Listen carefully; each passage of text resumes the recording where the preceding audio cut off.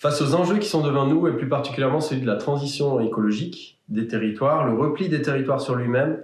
ne me semble pas la solution. Bien au contraire, le fait de s'ouvrir aux autres territoires, qu'ils soient juste à côté ou de l'autre côté de l'Europe, m'apparaît en effet indispensable.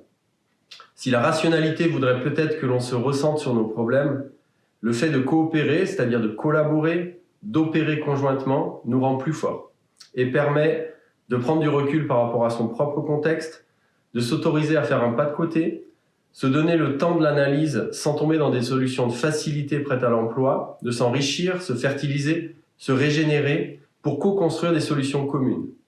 et saisir des opportunités que nous n'aurions pas pu imaginer, provoquer en quelque sorte le contexte favorable à l'émergence de solutions.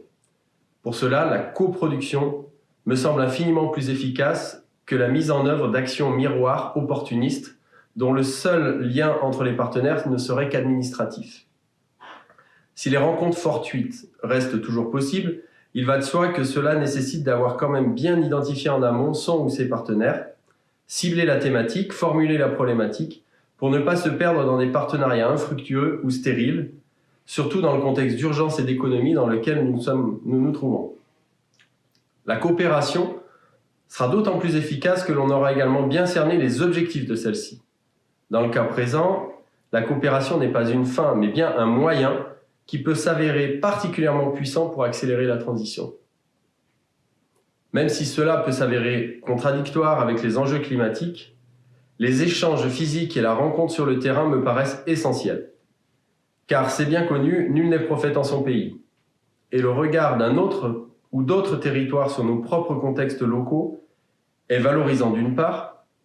pour le territoire qui accueille, mais permet surtout d'enrichir le débat en se confrontant à des regards neufs.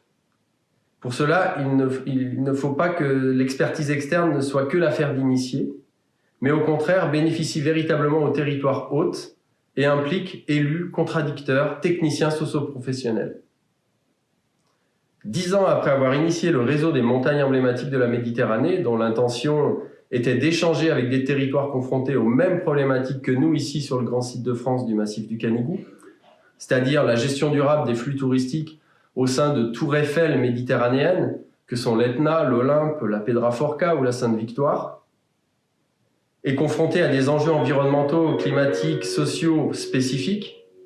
je crois que nous pouvons dire que les différents projets de coopération engagés à cette échelle ont contribué à l'accélération de la transition de notre territoire. Et si je devais résumer mon témoignage en une phrase, je dirais « N'ayez pas peur, ne vous repliez pas sur vos problèmes, car l'union fait la force ». En un mot, coopérez.